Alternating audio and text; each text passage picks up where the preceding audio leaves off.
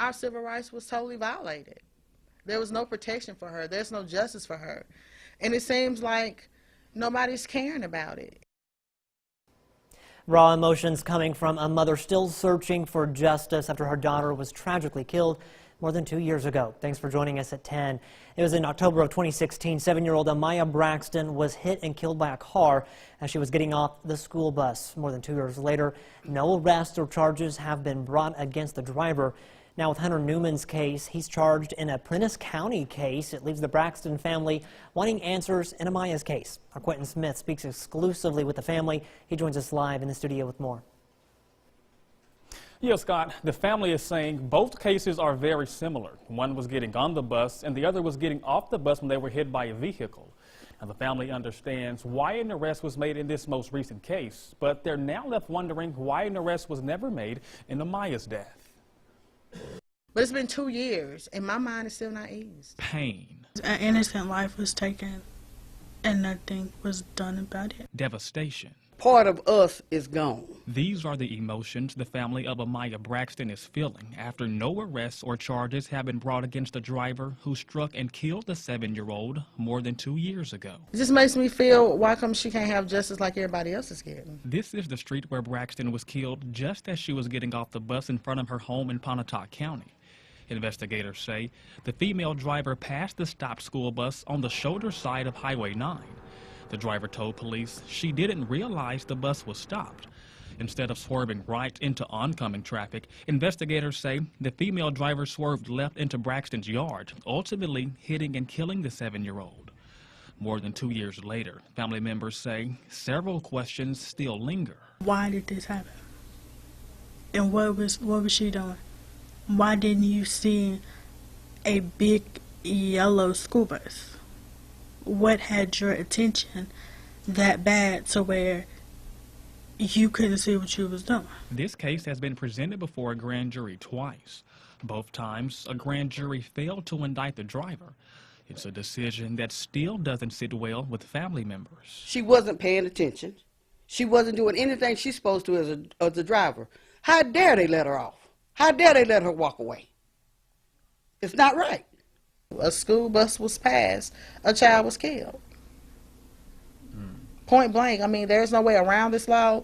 There's no way through this law. We have to follow the law, the way the law is written. Just a few weeks ago, a similar incident happened in Prentiss County. In that instance, the driver, Hunter Newman, was charged, accused of killing 9-year-old Dalen Thomas as he was getting on the school bus. Family members say the similar investigations resulted in 2 different outcomes, and now they want answers. I just want for the DA office to please do what you're supposed to do and get justice for Amaya. And if you refuse to, please tell us why. We deserve an honest answer on why you're not pursuing this as if she was a normal kid every day going to school. She did nothing wrong. She was in the care of a responsible adult. When she stepped off the bus, her life ended, and so did ours. So can you please explain to us why you can't get justice for her? Period. That's just a question that we want to know.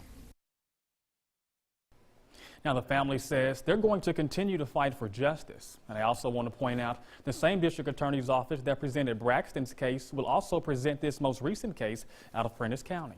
Scott?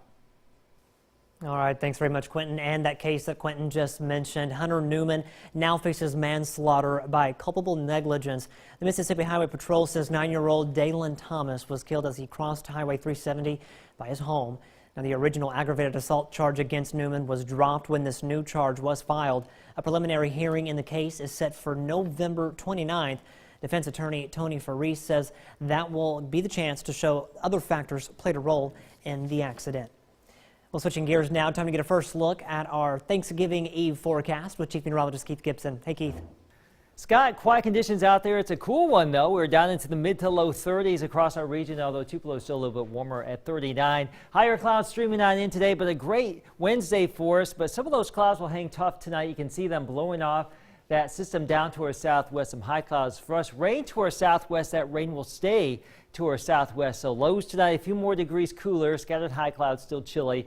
And for your Thanksgiving Day, wow, look at all this sunshine, low 60s around here. A little bit cooler over here in North Georgia, eastern Tennessee, low 60s down to the southwest, but a great Thanksgiving Day. We do have some rain in the forecast for our holiday weekend, at least a chunk of it. More on that in just a few minutes, Scott. Well, new here at 10 o'clock, many of you watched last night's Senate debate. Senator Cindy Hyde-Smith and Mike Espy went head-to-head. Our Cornelia and Jackson checks in with analysts for their takeaways. Before you move on to the turkey and all the fixings, maybe you're still trying to digest all you heard in last night's debate. So we're breaking it down with two analysts. Espy wins on points alone in style and substance, and they fight to a draw, I'd say, on the other side, because they both made certain points that they absolutely needed to get in on this one and only debate. The people that went into that debate who were for Espy or for Cindy Hyde-Smith walked away for Espy or for Cindy Hyde-Smith. The undecided voters, well, we will see. Hyde-Smith did respond to a question about her public hanging comment. Anyone that was offended by my comments, I certainly apologize. There was no ill will, no intent whatsoever. I don't know what's in your heart, but we all know what came out of your mouth. So what did the analyst think? She made and she did that, and she was heartfelt and she was sincere, and it was her own words. It felt contrived. It felt that it was done for political purposes because there's an election coming on Tuesday.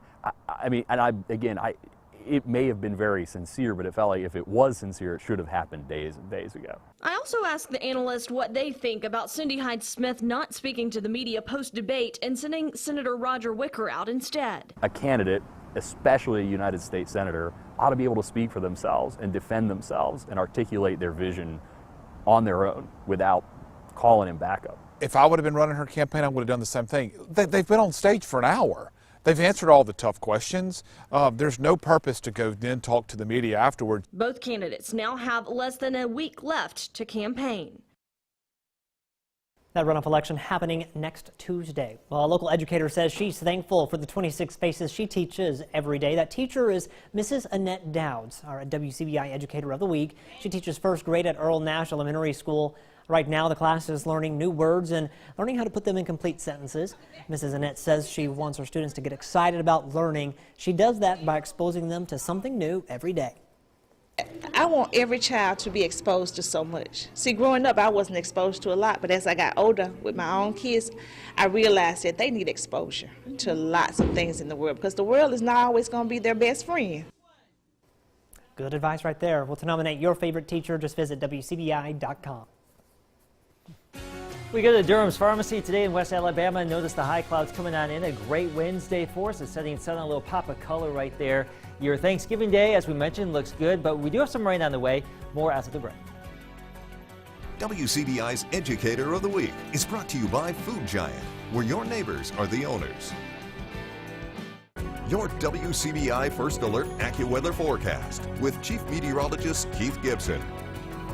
Great to see you on our Wednesday evening. Thanksgiving weekend is now officially here. Sunshine for tomorrow. Yes, we will see a little bit of rain here Friday evening and Friday night. No severe weather expected during the holiday weekend. That's great news considering what has happened in years past around here this time of year. But right now our live Doppler radar shows a clean sweep. We do have some rain down here in Louisiana, approaching New Orleans. In Houston, it looks very close to us, and it is, and it's moving our general direction, but it's not going to make it here. We have some dry air that will win out, so expect more sunshine for our day tomorrow. There's your Thanksgiving Day, widespread sunshine, a great Thursday for us. Now, we'll be a bit cool in the morning, so if you're up early driving to grandma's house, coats needed. We'll be in the 30s by noon, 57, 61 at 3, 49.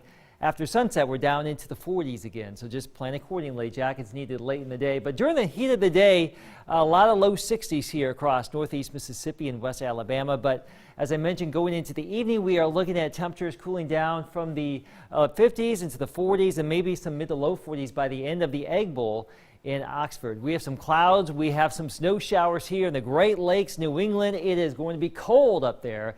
Bitter cold temperatures for Thanksgiving. Look at these numbers tomorrow afternoon, teens and 20s with a northwest wind.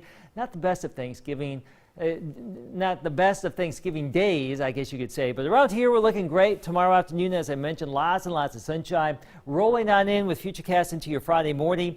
Clouds will gradually be on the increase. Notice how we should become overcast Friday afternoon, but the rain holds off probably until after 3. By 6, 7, or 8 o'clock, rain showers starting to approach from the west, and this little wave of rain will move on through primarily Friday evening and Friday night. And once we get into Saturday, things will start to dry out. So a little bit of rain here as we get into the start of the weekend, the official weekend, Saturday and Sunday. But it looks like most of that will wrap up by sunrise Saturday. Your Saturday's looking pretty good. 60s Sunday, not too bad. Maybe a few showers, but cooler 50s and maybe some 40s. Scott, next week. A Thanksgiving appetizer courtesy of Hail State Hoops. Highlights of the Bulldogs' dominating win coming up a little later in sports. News at 10 with Scott Martin. Welcome back, everyone. With all the food that many of us will be handling and preparing for Thanksgiving, it's always good to make sure it's prepped the right way. We learn more tonight in our Health Talk with Baptist. Hi, I'm Libby Walker, the Morrison Director of Food and Nutrition at Baptist Memorial Hospital Golden Triangle. Tonight I want to talk to you about how to handle food safely on the road. Whether it's a quick trip to the park for a family picnic, or tailgating with a favorite team, or taking a favorite family recipe to a family reunion, the road to food safety can either be bumpy or smooth, depending on what precautions we take in handling meals as we travel. There are some simple, common sense food safety rules that can save a special occasion from a disaster.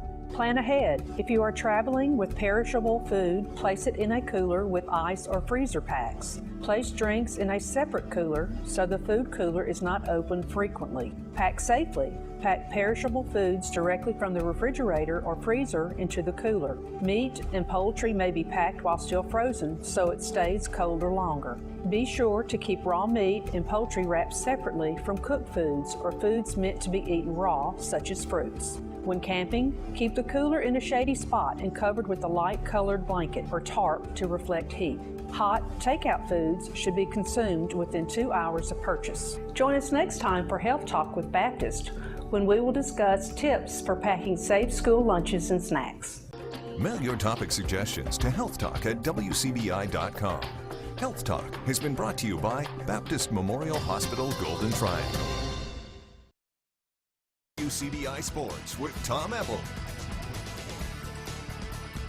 The final game of the week announcement before we're off to Hattiesburg for the high school football state championships. This means Friday will be the last end zone of the 2018 season. We have a heck of a trifecta for semifinal matchups. First and foremost, we'll be live in Louisville. The Power Cats taking on Greenwood in the 4A North Half Final. Louisville blanked the Bulldogs in the regular season 21-0. Greenwood's only loss this year. That's it. Then the 5A North Half Final, another rematch. West Point at home taking on Olive Branch. Point City won the regular season matchup 34-33 thanks to a crazy comeback. And last but not least, the Nanawaya Warriors taking on East Marion. The Warriors looking to get back to the state championship for a second straight season. We'll have reports from all three locations coming up this Friday. But these aren't the only games on Friday for the North and South Half Finals. Water Valley at North Panola for the 3A North Half title. Calhoun City at Scott Central. And Smithville at Simmons. The Seminoles looking to beat Simmons for the first time, for anyone to beat Simmons for the first time in 3 years. We'll have highlights of all three of these games coming up for you Friday. And then in Alabama, Mars Hill at South Lamar, Spring Garden at Pickens County, Gordo at Providence Christian, and Aliceville at Addison. We are almost done with the high school football season, but before that, we got to get done with a lot of great playoff matchups. Hail State Hoops is humming back-to-back 100-plus point performances. The Bulldogs getting back to work before Thanksgiving. Number 6 Mississippi State inside the hump, taking on the Furman Paladins. Early on for Mississippi State, tied early. Jazz Holmes finds Chloe Bibby with the corner triple. That'd probably be about as close as the game would get. But the Bulldogs, they begin to roll. Jordan Danbury on the drive, kicks to Jazz Holmes in the corner. She gets in on the three-point party with a triple of her own. Still in the first, Furman driving, Bulldogs defense ramping up. Chloe Bibby says, no soup for you, not in this house. It's Thanksgiving, but not today. Also, look at Maya Taylor with the rip, my goodness, and the crossover. Oh my goodness, Maya Taylor. All the way to the cup with a nice finish. Bulldogs up by 30 in the second quarter. Andra Espinoza-Hunter is going to miss the elbow jumper. There's Tierra McCallum right there to clean up the mess. She was picked as the projected #1 pick in the WNBA draft next year. I would not recommend leaving her that wide open underneath the basket. The Mississippi State just rolling in the second. Her partner in crime, Andriel Howard, beautiful spin move in the post, up the window for 2. More from MSU. Right before halftime, Holmes finds Bibby at the other end for the easy lay-in. Bibby would have a career-high 21 points as Mississippi State makes quick work of Furman, winning 106-41. That's now 3 straight 100-plus point games. Here's Vic Schaefer after the game. I am very proud of our team today. I thought, again, they came out and were ready to play. I was impressed with Furman. I thought those kids competed hard. They came out and attacked us right away and created a little bit of a soft spot that we had to adjust to, and we did. I was proud of our kids for adjusting to that. But I just thought we played really hard, made it hard for them to get into anything they wanted to do. I thought our ball screen defense was really good. In case you missed the WCBI Egg Bowl special at 6:30 today, it will re-air again tomorrow at 3 p.m. after the NFL on CBS. We speak with former Bulldogs and Rebels about Thursday's big game. Make sure you tune in. And, of course, tomorrow is the big dance. Mississippi State, Ole Miss, and the Egg Bowl. We'll have all the coverage starting at 5 from Oxford coming up here on WCBI Sports tomorrow. That's it for sports. We'll have the last year forecast next. All right, tomorrow is the big day, and the Salvation Army is teaming up with other organizations to make sure everyone gets stuffed on Thanksgiving Day. Now, since Monday, volunteers have prepared food that will be put together and delivered out to area nursing homes tomorrow. Over 49 pans of dressing and 43 pans of turkey have been made. Now, Stokesbury Elementary is also going to be open tomorrow for families and friends who want to come sit down and eat and just visit and eat some good food there in the cafeteria. That's where all this is taking place again at Stokesbury tomorrow morning. Lots of good food expected to be consumed tomorrow. Weather-wise, we're actually looking great here for our Thursday. As I mentioned earlier, low 60s, some rain by Friday evening. Saturday and Sunday, we're advertising mid-60s. We may actually have to adjust those numbers up a little bit before some cooler weather next week. But have a good Thanksgiving and enjoy the sunshine. Yeah, eat a little turkey. We'll be here, so eat some turkey for us, for sure. So, and the weekend looks great, and Thanksgiving looks great, so couldn't be more thankful. No major problems here. All right, thanks, Steve. Thanks for watching, everyone. Again, have a happy Thanksgiving. We'll see you Thursday or Friday.